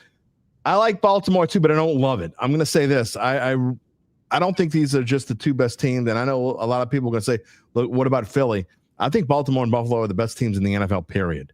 That's what I think right now. So we'll see. I think it's going to be a fantastic game. I'm not as high scoring as you. I've got Baltimore 26, Buffalo 24. By the way, if you're listening and you can't see me, you can't see the graphic, I've got Green Bay 30, Detroit 23. And I'm going to go for the upset. I think there are always a few upsets in week 1. I still think Kansas City wins the division. I still got, until Mahomes proves me wrong that he's not God, I still got him up there. And I still think Kansas City has a great chance to go back to the AFC Championship game again. I'm not ready to not predict that, but I think the Chargers are going to come out super fired up in this one. Again, I think the Chiefs win the division, but I think the Chargers win this game. And so that is one of my upset picks of the week. Zach, all we want is we just want it to be fun, because unless you're betting on it, you really don't care all that much, right? Yeah, my upset pick of the week. I'm going to make Gabe mad again. I got Pete Carroll and the Las Vegas Raiders going to Foxborough and beating the Patriots. Wow. I don't think that's a huge upset. A couple points. Okay. What about Bucks and Falcons? That's not one of my best bets, so we can talk about that real quick. And this doesn't count in our picks, but what do you think there? I'll go Bucks again. An unpredictable one. Both teams have big injuries on the O-line. I'm very curious to see if the Falcons have fixed the pass rush, because if they haven't, I don't see how they stop that Tampa Bay offense. And Tampa Bay's got a new coordinator too on offense, so that one's interesting to me. Very unpredictable, but I guess I'll lean Tampa. And then if I had one other upset, I'd take Seattle at home over the Niners. I don't understand why Seattle's catching points there. That's going to be an interesting game. San Francisco is very banged up. That just might be in one of our three. That game might be involved in one of our best bets coming up in just a little bit. Zach, I'm looking forward to doing this every Friday. And again, we're just having some fun with this, but these are our picks for this week. Hopefully, I will see you on the Saints Insider Show on Sunday, and maybe next Friday, well, maybe, who knows? Maybe we'll be talking about the 1-0 Saints, and they'll surprise all of us except the Preacher Man and Who Dat Daddy and a couple other Saints fans who will love to come here on Monday and tell me how wrong I am. The beauty of week one, man, we don't know. We will find out. Just don't. You think you know, but you don't, and you never will, said Jim Mora. I will see you on Sunday afternoon. You can check Zach's the Saints Insider podcast coming out this afternoon, correct?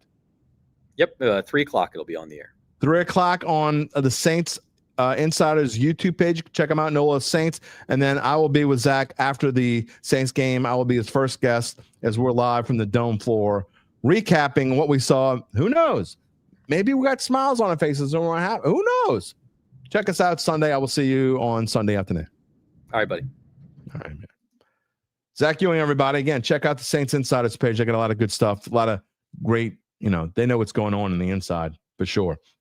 Real quick before we get to the pick'em, I'm going to have fun with this. Preacher Man, I'm going to show you one more time. Let's be real. Saints started 2-0 last year. Injuries. They started 2-0 because Derek Carr was quarterback. I know you don't want to hear that. Sorry. If you don't think Derek Carr is I'm not exaggerating when I said there's 14-point difference between Derek Carr and Spencer Rattler or Tyler Shuck. Take your pick. I'm not just saying Spencer Rattler. I mean, if Derek Carr going into last year was probably, I know that Gabe thinks this is a little bit high, and I don't know what UBN thinks, but I'd say Derek Carr is probably somewhere in the range of 12th. You talk about quarterbacks. Even on the low end, he's got to be 16. Okay. There is zero question that this quarterback room is number 32. So the Saints started 2-0 because Derek Carr was playing quarterback. The O-line coach gets fired 5 games later, no head coach the rest of the year. Y'all think this is the team they have today? Come on, they changed. I'm not saying it's the same team they had last year. I've said it all summer long. I'd say it today. I'll probably say it on Monday. I think this is a better football team right now than this team that the Saints had at the end of last year. Doesn't mean I think they're going to be more than a 4 or 5 win football team. Again, I don't see them winning any of these first 4 games. I hope I'm wrong. I would love to be wrong. I would love to come on the show Monday. Okay. I would love to go on the Saints Insider on Sunday afternoon from the dome floor. I would love to come on this show, on my own show on Monday, and have a whole Monday, Monday of Derry, you stink. You don't know what you're talking about. You're wrong. Look at the Rat was great. He's going to be the quarterback. Oh, I would love to do that. I'm dead serious. I would love to do that. It's much more fun to talk about and cover a team that wins. Way more fun. Just don't see it. Do I think the coaching staff is better than the coaching staff they had? Absolutely. Do I think this offensive line is better than it's been? Sure, of course. I don't think Kamara can play nearly as much as he has been playing. He's 30 years old. He's going to wear down. I'm not sold on this wide receiver room. I get Olave can be good. Shaheed could be really good. This major hole at tight end, a major hole at tight end. Okay. I do think the defense will be better. But, when you put everything together in the 32nd ranked quarterback room in the NFL, without question, It's not hating on Spencer Rattler. Again, I don't think Tyler Shuck's any better. And I never said one time I thought he was better. I think they're probably what and what. I think they're going to be in the same boat again next year, trying to figure out who their quarterback is. Not going to be one of these two guys. That's my opinion. I hope I'm wrong. If it's not Spencer Rattler, I hope Tyler Shuck proves me wrong later. But you can't go into a season with a ton of hope for wins. Okay. Again, I think the realistic hope for this football team is going forward. You hope that they're better in vastly better. And I'm not talking about their record. I'm not talking about a score. You hope that they are a vastly better football team in week 18 than they were in week 1. If you get that, then you have to consider this team. If they improve going along the way, if they prove week 1, week 2, week 3, they get better all the way across, then that's a success. Because I just don't see the record being that good. I don't see how it can be. I don't know who the second running back is. It's probably going to be Kendrick Miller, but I don't know how effective he's going to be, I should say. Behind them, you have no depth at running back, in my opinion. You have little depth at wide receiver, and you have not only do you not have depth at tight end, but if Jawan Johnson's a flop, they're in deep doo-doo at tight end. I mean, major problems. I love the tackles, okay, but we don't know how the interior. We talked about this with Mike Detillier on Wednesday. This is just realism, folks. This is not Derry Downer. This is realism. If you want fanboy, go somewhere else. I'm always going to tell you what I think, and I'm never going to sugarcoat. I'm never going to tell you I think they're better than I think they are, and I'm never going to tell you that they're worse than I think that they are. I'm going to tell you what I think. That's what it is. You know what I think if you're a regular. Cecil Evans, Cardinals 30, Saints 17. Arizona pulls away in the second half. Saints will be fun with gadget plays. You can see Kamara in the Wildcat formation, the rat running the tush push. Morris to be creative. I don't think the rat's going to run the tush push. However, if they do run it, it has to be with rat. I think Shuck's too big to do that. But do you want a chance getting Eric McCoy hurt? I don't. Who that daddy says he can't wait. I think he can't wait for me to be wrong. Brian Pearson says, why did Bill Belichick lose his first college game last weekend? Because North Carolina's not very good. Sure, I'll break out the Crow Po' Boy apathy. I've only broken it out once ever. It was kind of nasty, by the way. When I pulled it out after Carr retired, it was nasty. So, yeah, I kind of hope I have to break out the Crow Po' Boy, but it's not going to taste good. David Bordelon says 24-21 Saints dub. They finish 6-11. Preacher Man says week 5 to 18 schedule is soft. You know what? Every single opponent the Saints have from week 5 to week 18 are saying the same exact thing and for that week. Odds makers, Preacher Man, I'm not saying that the Saints can't do something that odds makers don't see, but again, we're realistic on the show. The odds makers, the people who set lines, had the Saints favored in one single game all year against the New York Jets at home, the last home game, the third to last game of the year.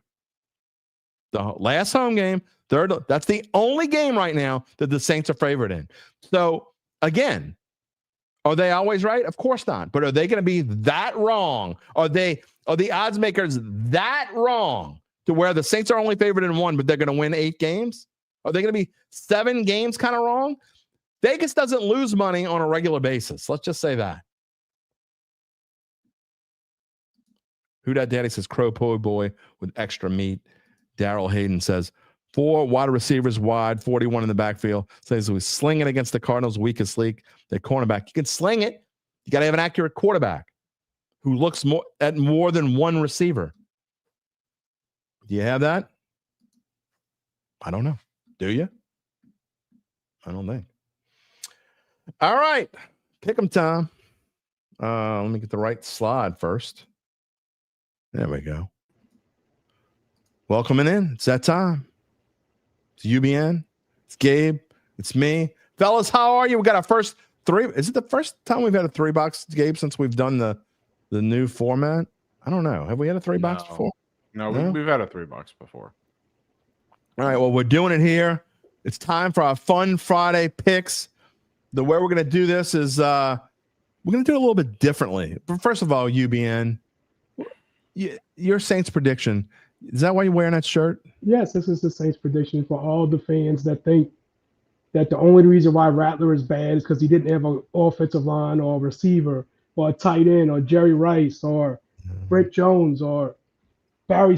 Good God, I can't deal with the Rattler stuff today. Oh, wow. You're going to have to deal with it for a little while. He's predicting pain. If you can't see his shirt, it's Mr. T, and it says pain as his prediction. All right. We're going to do our pick 'em a little. Again, I'm going to end this show with Saints, so if you want to stick around, you didn't get your comment in, we will show it after we're done here. But the way we're going to do I wanted to do something a little different, and so this is what I came up with. We're each going to make 3 picks, okay? It could be across college or the NFL. It could be a spread. It could be a money line, or it could be a total, an over-under. But it can't be, the odds can't be higher than minus 120, okay? And so the way that's going to work is you're going to get points based off of whatever the difference is between your pick and the actual result. In other words, if the Saints, well, not if, the Saints, let's just say the Saints are 6.5-point underdogs. If you were to pick the Saints to win this week, like you say, I'm going to say the Saints going to cover. Saints going to cover this week. And they won. Let's say they won by 1. You would get the difference in the spread. So you would get a plus 7.5. That's what your point total. It's not going to be a record. It's going to be a point total. If you predict the Saints to cover and they lose by 6, that means you would get a 0.5 point. If you predict the Saints to cover and they lose by 14, you're going to get a minus 7.5. You don't want a minus, obviously. So we're having fun with this. It's not just, yeah. Right now you're at 0, UBN. You're in great shape. So we're going to go from right to left. We're going to give each person on this panel a chance to talk about all 3 of their picks at one time, so we don't just kind of go back and forth and have a bad flow. I kind of wanted to do it one person at a time. And we're going to start with Gabe Henderson since he's on the right this week. And who knows, maybe we'll have a crown. Maybe we'll have some kind of icons to show you who won the week before. We're going to have Burger King still give out the crowns? We can go there. Not after the incident on the flight, they don't. I don't think you have to worry about that, do you? I didn't say it was for me. I just I was going to say, judging by past pick'ems, I mean, just trying to have some fun with it. All right, Gabe, we're going to let you go first. We're going to jump right into it. And your picks, I'm not going to even, just make sure you're clear for the people who can't see our ugly faces, what you are picking. Gabe's going first. What you got? I'll start tonight. I've got the Chiefs and the Chargers going under 46.5. I think this is a lot of points for those two teams playing on foreign soil in a season opener. I think it's going to be a cagey division game. I do agree with UBN, who said backstage that he thinks the Chiefs win this game rather handily. I do too, but every matchup between these two teams over the last 2 seasons has gone under, and they've gone under at a 70% clip over their last 10 in general. So I really like those two teams to go under tonight. My next pick, I've got Utah State plus 31.5 at Texas A&M. There might be some people really scratching their head at this one. But Mike Elko, since returning to College Station to be the Aggies head coach, is 0-6 against the spread in non-conference games. And furthermore, Bronco Mendenhall, the new coach at Utah State, has been really good against the spread in non-con games over the last decade. He's 19-10-1 over that span in non-conference games. And then if you want to extend it even further to not include this season, in 2015, to get a full true decade, he was 8-5 as the BYU head coach against the spread. Obviously, they were independent at the time. So overall, I really like Utah State against the spread, even at this large number, because I just don't think A&M is going to give blowing them out much thought once it gets to the fourth quarter. And then my last pick, I've got South Florida against Florida over 56.5. These teams have met 3 times in their history, and every game has gone over, including in recent years. I believe in the last 5 years, they've met twice. Those totals were 57.5 and 58.5 respectively, and they went over. I like both these offenses. DJ Lagway, Byron Brown, I believe, are 2 of the most electric quarterbacks in the country. And just to sprinkle in an extra pick here, Byron Brown, anytime touchdown scorer, is plus 150 for all of those of you who like to bet player props at home and can if you're not in Louisiana. I also, I think we may have a twist later on where at some point, if I can figure out exactly how to do it, we may each be able to bet against one of the picks from the other person and maybe get like double points. So maybe we can have some extra You're fun. making this real complicated. No, because it's just I mean, me and Gabe completely understand what I just said. Yeah, I understand what you just said too. All right. But Yeah, you need to give us more than what happened to just the 30-second record? That's boring. Records are boring. I get Let's it. do record. I want to have fun with it. All right, moving on. Do analytics for this. All right, here are your analytics. How about your picks? You got 3 unders. You were living on the edge to start the season. You're going straight into the world of under. And by the way, not to spoil anything for people who can't hear it, but I think you picked the Iowa State under like 6 years in a row. And only lost it once. There you go. Which was last year. No. It was 40. They went over last year. Was it? All right, we'll get into your picks. And remember, some people can't see us, thank God. They can only hear us. All right, I got Iowa State under 41.5 because I think 41.5 is way too many points. I think the first team to 17 wins this game, which is normally the case. Last 5 out of 6 years, this total has always been 37 to 39. I just think it's a little too high here. I understand Iowa State has a better offense, but these are always just cornfield type games to where it's just knockout, drag out. First one to 17, I think, wins. And I got Niners, Seahawks under 43.5. You got 2 brothers coaching the offenses for this team. No surprises in this game. 49ers are way banged up on offense. You got Sam Darnold playing for Seattle. I just think divisional games in the beginning of the year, you know the opponent too well. You're not trying to make mistakes. You're just trying to get out with a win. I think this is going to be just a 17-10, 2017 type game. Also, Michigan, Oklahoma under 44.5. I can't see Bryce Underwood putting up points against Venables. Being a freshman, Venables is such a good defensive-minded coach. Both these defensive and offensive lines on both these teams are really, really good. So this is another game I just think goes under. I love unders in the beginning of the year because I don't think players are not game ready, I don't think, because they can't practice as much. So I think I know we talked about the weather last night, but look at last night. They come out hot, 24-20, I think it was, or whatever it was. I tell Jim it's going over definitely, and then second half is just dead. It's like these guys run out of energy really fast because they're not. That rain delay killed all the momentum. It did, but I still think that the players get tired. I think being game ready and being practice ready is 2 different things. Your boy Dollar Jim, Bill's here. He says, before you make your pick. Yeah. Okay. Hold on real quick. Yeah. Cyhawk game is always something like Cyclones Hawkeyes game, always something like 20-14 or 17-10. One year it was 10-9 even. Yeah, that was a couple years ago. It was. I think that was 2021 or 22, 10-9. They all run together now. What you got, Gabe? Little trivia for you guys. Do you guys know who the best team in over percentage was last season in the country in college? Best team. Iowa State? No, it was Iowa. 10-3 to the over last year. That's because they was so low. They would always go because all those overboard. games are always so low. But. Yeah, they'd always go overboard with them.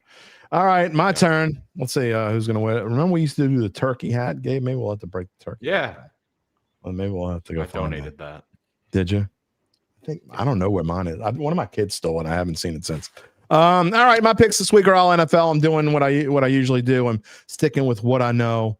I'm staying in my wheelhouse in the NFL, and I got some upsets. I like all 3. I'm taking points this week. And like y'all talk about trends with unders, there are more upsets. There's a reason why people who play knockout pools, there are so many knockouts in the first week of the year. It's always insane. Was it last year New England beating Cincinnati? Like exactly. Out 56% of the people, whatever. And that segues right into my first pick. If you can't see it, I like the Brownies. You know what? I think I like a flyer on their money line. I am all over the Joe Flacco's. I'm telling you. Can we do that bet against right now? The bank. Yeah, I'd like to use that, please. I'd like to use that button. All right, hold on. The Bengals are terrible in the first part of the year. The first 3-4 weeks of the year, they start slow out of the gate. Every year, it's because their coach is kind of a bum. Okay, just gonna say that. It's kind of a bump. Meanwhile, I think the Browns defense is pretty good. Maybe I should have taken the under in this game, but I think the Browns come out swinging. They're tired of hearing how bad they stink. I'm not outright calling a win here, but I'm just telling you, I would not play the Bengals in Survivor this week.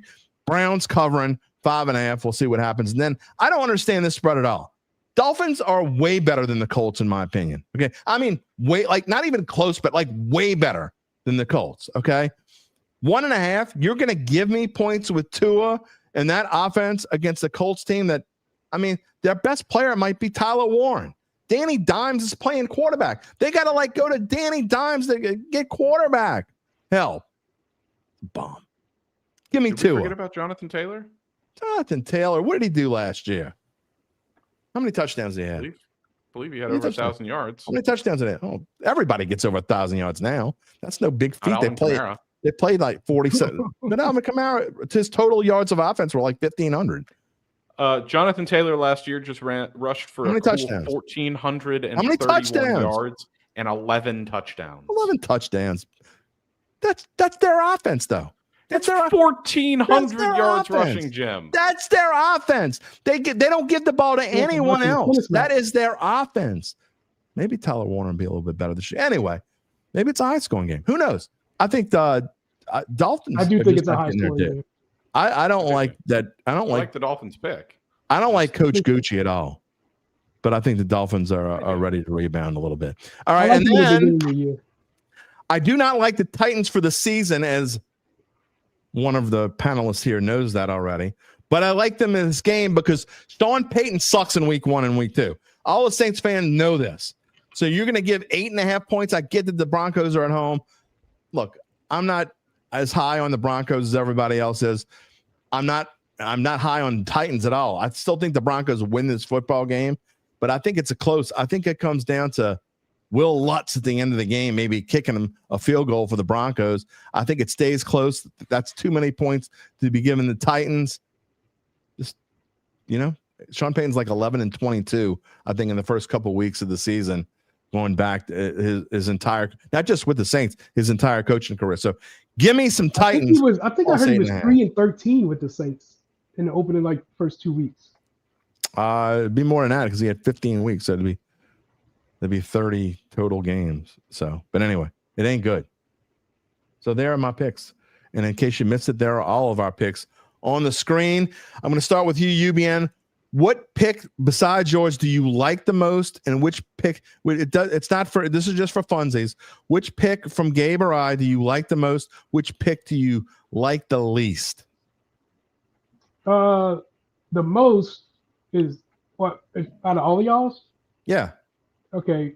The pick I like the most is UCF Florida over, because I think that's going over. The one I like the least for USF. USF. I'm sorry. Yeah. USF Florida over. The least one is the Browns, because the Bengals played all their starters in the preseason. I think they're trying something different. I think they are going to come out and just show that they can play in week 1. I don't care that the coach sucks. Burrow can coach the team. And if Gabe says that's the one he likes the least too, I might bet a mortgage payment on this, because I can tell you right now, when y'all two are together and I'm against y'all two, I know I'm going to be right. So, Gabe, please tell me. Start with the one you like the least. Please tell me it's my pick. It's that of the one. And I'm not only saying that because I completely agree with what UBN just said, and that Joe Burrow and company have been playing for a few weeks now in an attempt to kick that habit of starting poorly. Myles Garrett isn't 100% healthy, so without him, the Browns have no answer for the Bengals offense, and they're just not going to move the ball at all on offense. I just don't see how 50-year-old Joe Flacco with Jerry Jeudy and Jerome Ford can do much. I mean, if they're going to do anything, they're going to move it on the Bengals defense, but I can't see Dylan Sampson, baby. Dylan Sampson. That's my 2 words for you. I mean, I love Dylan Sampson, but I just don't know if he's going to do much in an NFL debut. All right. What is your favorite pick on here besides your own? I told him this. I believe it might have been yesterday or this morning, one of the days. I love UBN's Michigan-Oklahoma under for exactly the reasons that he said. I just think people are being too critical to Michigan. I think they're going to come out with a point to prove in this game. I think their defense is going to slow down John Mateer in an Oklahoma offense that I believe people are way overvaluing early. And I don't think I like Bryce Underwood. I don't think he comes out and lights up Oklahoma's defense on the road in his first real test. If I had to pick this game, I would pick it two ways. I would take the under, and I would take Michigan plus the points. Who that daddy says, don't bet a mortgage payment. My wife will kill me. She'll never know. She doesn't watch the show. She doesn't watch. She doesn't watch the show. She doesn't know what I'm betting. She says, her and my kids say my voice make their ears bleed. I'm watching this show. All right. All right, my turn. The pick, both of the one I like the most and the one I like the least are both from UBN. Of course. The one I like the most that's not my own. I like the Browns-Bengals pick the most. Y'all can all kiss my ass. The one I like the most is 49ers-Seahawks under. I agree with both him and both Zach was talking about this before. I don't think we know we're going to get in that game. The 49ers know their defense is going to have to step up because they have so many injuries. I mean, Ricky Pearsall is probably going to be wide receiver 1. I mean, unless you don't count George Kittle, who's going to be wide receiver 1. I mean, of course, yeah, they have McCaffrey, but you're not going to want to give it to him 30 times a game. We see how that works out. Anyway, Seahawks side of things, Sam Darnold. You really believe in Sam Darnold? Salah's back. So, I mean, yeah, exactly. It ain't no big adjustment to Seattle now. I mean, Salah knows how to play Seattle. Yeah, I think that's a bet, and take that now because that number is going to go lower, I believe. The one I like the least, I don't know that. Look, I'm not a big fan of college football unders anyway. And you talk about Michigan and Oklahoma under 44.5. I'm not necessarily running to the winner to bet the over. I'm just not that seems like a semi-low number already there at UBN. I think it's just right. Okay. I do too. All right. Well, you've got a true freshman starting on the road against two good defenses. So I still want to thank Bryce Underwood for going to Michigan. I'm against these two ass clowns right off the bat on a couple things here. This is going to be great next week. I can't wait till next Friday already. I mean, this is just going to be a lot. You're gonna buy one of those red clown noses for when the Bengals beat the Browns. I mean, did that face paint finally come off your face from the Georgia TCU thing a couple years ago? I didn't hope this before, but now I hope Rattler throws for 300 yards and they win and the Bengals score 40. You know what's going to happen? Joe Flacco's going to get hurt, and it's going to force Shedeur Sanders into the game. It won't be Shedeur Sanders' worst nightmare. It won't be Shedeur Sanders. It's going to be his worst nightmare. No, it wouldn't be. But just in some nightmare scenario, if Shedeur comes into this game, the only way Shedeur Sanders is playing, I don't know if you would show up. The only way Shedeur Sanders is playing is if Flacco and Dylan Gabriel get hurt. That's literally the only way Shedeur Sanders is playing on Sunday, and maybe the only way he's playing all year long. I know you and I might go into a 40-0 game. Yeah. Y'all keep hating on the Brownies, man. Yes. They're the worst team in the league. I'm going to be sorry. I'm just saying. Don't underestimate the Brownies. Hey, could I tell you my usually I would agree with you. Week? Wait, what? Go ahead. Hurry up. We got to round it up. The Clemson story? Oh, yeah. Go ahead. You. By the way, UBN went to Clemson last week. And Clemson, the nicest fans I've ever met in my life. Everybody walks up to you. Hey, you having a good time? Even after we beat them. Yeah. After we beat them. Hey, thank y'all for coming. No problem. Well, we sitting outside. We wait. The first day we sitting outside eating lunch. We're waiting for people to mess with us because we're all in LSU gear. This one guy walks up to the table. He said, man, I'm going to say something that's going to make y'all really mad. So me and my buddies look at each other. All right, what you got? I graduated from Troy. Like, I didn't have Troy trash talk on my bingo card going to Clemson, but this guy thought he got us because I went to Troy, and I forgot Troy beat LSU. So did Jim last week. Ago. Yeah, exactly. When he said that last week, exactly. When he said that, it reminded me of the guy. I'm like, oh my God. Like, what? That was trash talk for them, though. I went to UAB. We beat y'all during the Nick Saban era. Exactly. I mean, I barely remember what I ate for breakfast last week. You remember losing to Troy? Who cares? It's like Little Giants. You remember the one time. There's that one time. Chad just says you just used to a-hole LSU fans. This is true. LSU fans are actually wonderful for the most part. No, they're. I don't like LSU fans. But anyway, I don't know. Well, let's see. If the Browns get ass waxed, UBN, we might have to do the $3 on Monday. I know you'll be at work, but what's the fun way to do it? All right. See y'all next week. I gotta close the show before we make it 3 hours or something. All right. See y'all later. We're gonna have fun this year. I'm telling you right now. It's Fun Friday. Call it Fun Friday for a reason. And look, don't take our picks too seriously. If you want to put a few bucks on it and like live, because I am going to bet the three things that I'm not just throwing it out there. I'm actually going to bet those things, but I'm not going to bet I'm not going to make big bets. Okay. I don't make big bets anymore. I used to have fun with it. Can't do it anymore. It's just not smart. But anyway, that's what Fun Friday is about. That's what it's going to be. But that's why I wanted to come up with a weird. If some handicapper is watching this show, they probably roll their eyes in the back of their head when they heard how we're going to make the picks. We're going to do points differential. I mean, because no real handicapper would ever do that. All that matters is whether you win or lose.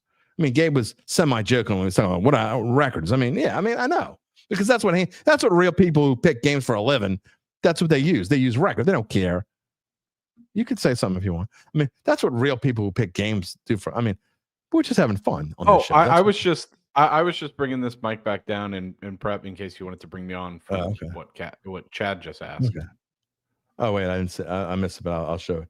Why did Gabe make you turn red before? Oh, okay. Well, I don't want to spend too much time on this, but no, we don't go ahead. But yeah, hold on. I do have I have a present for you. Your birthday was last Sunday. It's a little late. Okay. But here's my present to you, because before we get to what made me red-faced, let me tell you about our friends at Evangeline Securities. Of course, they are a company that can help you decide if it's the right time to sell your family-run or privately held business. And just as importantly, they can figure out what that business is worth. That's you or someone you know. It's time to reach out to our friends, our dear friends of the show, our best friends of the show, Evangeline's founding and managing partners, Nick Braden and Ron Hemel. They will start by and Nick, I know for sure, is going to be in the Dome on Sunday, and he'll be texting me how happy he is that the Saints are winning and how wrong I am.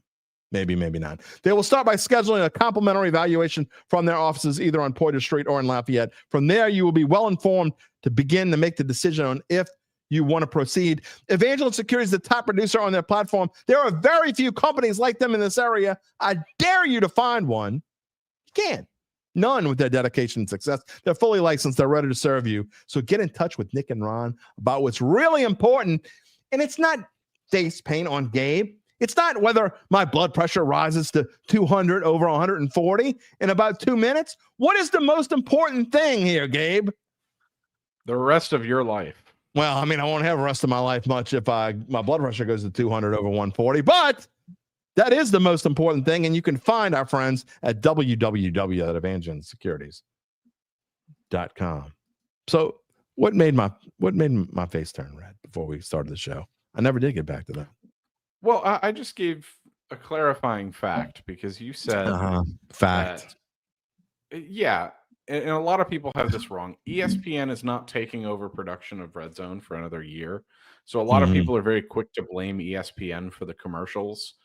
And all I wanted to do was clarify that it wasn't ESPN's doing. They might have had a hand in the decision, but Red Zone was testing commercials last year. So this isn't something new. This isn't something that they just plucked out of thin air. They've experimented with this, and this has been relatively speaking, a long time coming. So that was it. And my point is that the only reason why they're doing this is because ESPN is taking this over and they're like, we might as well just jump on the gravy train now because ESPN. I mean, look, I don't remember who told me earlier that if that's true, then that doesn't bother me as much. That they'll have basically the picture on the screen and they'll have like the commercial like they do sometimes in game on regular games. That doesn't bother me as much as long as I can see what's going on.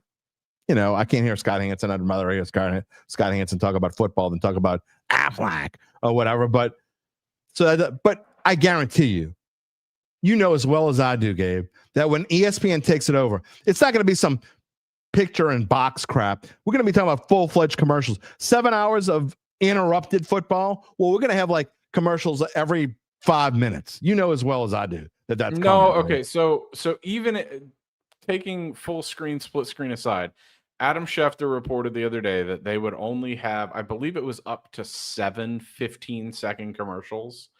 So at the very most, believe that crap. At the absolute very most, it is 2 minutes of 7 hours of commercials. This year? You mean I this don't year? like it. This year? Yeah. This year. You mean when the ESPN takes it over? I don't remember the clarifying. He is so full of crap. He's trying to make it sound good. I believe that's probably the case absolutely this year. is, and I disagree with the principle as a whole. But this is just like people who get mad at Taylor Swift being shown at NFL games. It is a very minuscule amount of time. If you were just showing up the red zone to Taylor Swift, 2 minutes of 7 hours is not worth getting upset about. I get the principle. No, but that's this year. But that's not next year when they actually take it over. I'm giving a preemptive strike on how much they're going to screw this thing up. That's what pisses me off. If they start showing commercials every 5 minutes, I will completely agree with you. Until then, I don't think it really matters all that much. Okay, well, I'm going to cut this out so it'll be easier to cut out now than to cut it out next year when we come on here. You were right, Jim. Whatever. Piss me off. That's how you got me fired up. We came from this on like, we got to start the show. Got to go. And I think I like hung up on you. If you can actually. Yeah, you had some choice words for UBN and I. And I will exit with this, making someone else mad. Kyle Sherman, you are completely wrong. The Colts quarterback room is not worse than the Saints. It's not much better, but it's not worse. It's definitely not worse. I would take either one of those. And if you've been watching this show at all, if you're even semi regular, you know what I think of Anthony Richardson. And Anthony Richardson is way better than either one of the Saints quarterbacks right now. That's just my opinion. So anyway, I will see you on Monday. Mono E Monday. No matter what happens, Mono E Monday should be fun.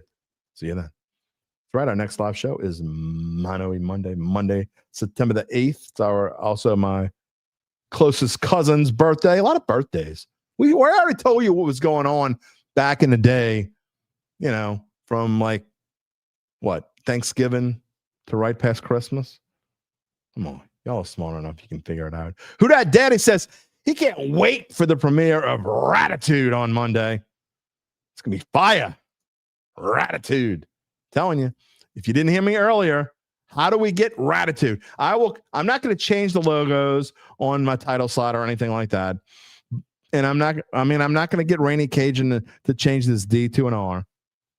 Thank you, Rainy Cajun, still, again. I will say this, though. If the Saints win, if the Rat throws for more than 66%, has more than a 66% completion rate, and doesn't throw an interception, that's not asking for a lot. If the Saints win, the Rat is over 66% completion rate and doesn't throw a pick on Monday, all Monday, I will change the name. I will not change the name of the show, but I will call this show all day Monday, just Monday, Dattitude. Y'all won't want to miss it. Started. No, I meant to say it, actually. You reminded me. Who that daddy says that's fair. What are we going to call it if the Rat goes like 15 of... I'm not wishing this, by the way. The Rat. No, I want the Rat to do well. What are we going to do if he goes like 14 of 34 for a touchdown and 3 interceptions? What are we going to call it? And the Saints get their ass kicked. I don't know. That's Callie. Great show. Thank you. Go Tigers. Who dat? Absolutely. Roll wave. Let's have a threefer. I'm going to have to look it up. When's the last time the Saints, LSU, and Tulane all won on the same weekend? It probably hasn't been that long. Probably happened last year. Anyway.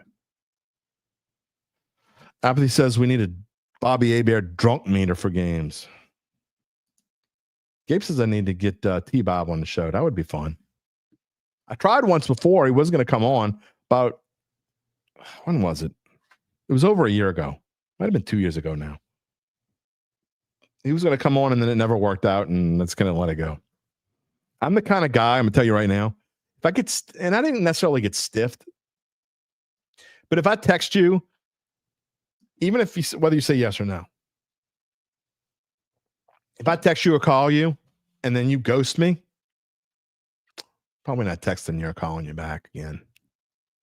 In rare situations, I mean, unless who is he, whatever. That's just who I am. I don't care who you are either. If I text you and you say, yeah, I'll do something, and then I can't find you, or can't get a hold of you again, I'm probably not going to text you again. Or if I text you and you just don't answer me, I'm probably not going to call you back. Not that I hold grudges or anything. I already told you I'm a loudmouth from the West Bank. You know how we roll. Speaking of that, I'm going to be tonight in the parish, darling. Hot tonight. Eric Chalmette. It's the prep season opener on VSN. I am excited. We will be at Shaw next week, by the way, those who are wondering. West Jeff at Shaw next week. This week, we are opening the season because Shaw is on the road and we could not get the Shaw car game. Check me out on Varsity Sports Now. John Ehret at Chalmette, and I will be eating pre-game dinner at Rocky and Carlos. Eat your heart out, baby. I don't know if I'm going to get the mac and cheese or not because I know I haven't given an update on my diet, but actually after a bad couple weeks, had a pretty good week this week. We're back on track. So we're getting there. Okay. We're back on, still got a chance, got a brand new scale that can tell me all kinds of crap about how fat I am. It's cool, man. Tell you, you got like 92% body fat and, you're going to die tomorrow. Your actual physical age is 94.7. Yeah. I'm not talking about a radio station. No, it's not that bad. Anyway, I got this brand new scale that is going to shame me into losing weight. And I'm okay with being shamed into it's okay. Shame yourself into stuff. That's Callie, Mrs. Rocky and Carlos. Roast beef po' boy. I might have a roast beef po' boy. Gabe says September 18th. Oh, it did not happen last year. Okay. September 18th through 19th of 2023. Last time all three won in the same year. 2 years ago. Okay. David +1 # says we could call it Common Sense Monday. Maybe. Actually, I like Common Sense Monday. I don't know if I could change it at this point, though. I know Mono Monday's kind of silly, but I don't know. But that daddy says he misses the parish so much. He says launch his boat out of Hopedale. That's where I was working when the storm hit, my friend. I was working out of the St. Bernard Bureau. Good times. Randy Cage and talk about blood pressure raising food. Yeah, I'm not going to overdo it. I don't.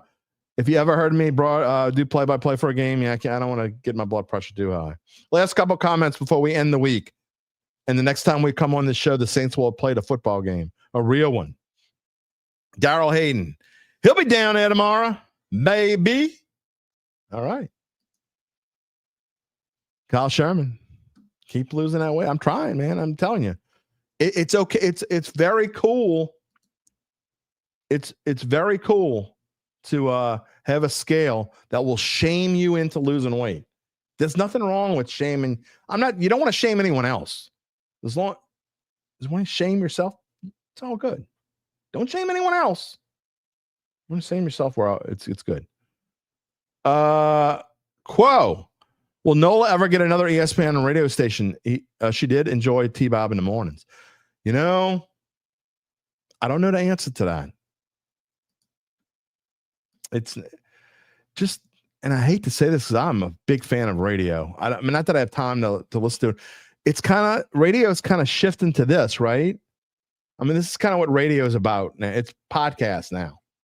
I mean, I consider this, even though you could see me, I don't really think this is not any different than how I would do a radio show. Look, we're coming right up on 2 hours. That means we're coming to a hard break. Got to go. But yeah, I don't think so. That is going to wrap it up for us on this Friday. I want to thank you on this abbreviated week. We only had shows on Wednesday and Friday because of the holiday. But football season is here, man. I'm so excited. No matter what happens with any of these teams, even if it doesn't turn out the way that we want it to for one or the other or whatever, we tell it like it is here. We love to tell it like it is. We have fun. We're going to have fun Fridays. Stick with us, man. We want y'all to be a part of the Dad family.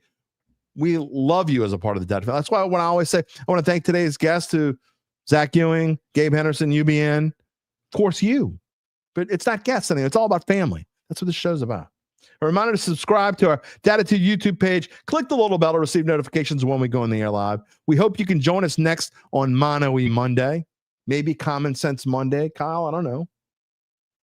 You can also find us wherever you get your podcasts, including Apple, Spotify, and many more. And also find a replay of the show on NOLA.com/sports. You can find me on bet.NOLA.com. You can find Zach and the Insiders on NOLA.com/Saints. You can find Gabe on sportsbookreview.com. We want you to have a wonderful, glorious football weekend. I am so fired up to be back doing play-by-play tonight in the parish. If you can join me, find me on Varsity Sports Now. Who Dat Daddy says a great show. I agree. It was a wonderful show. And it's just as much because of you as because of any of us. We will see you on Monday.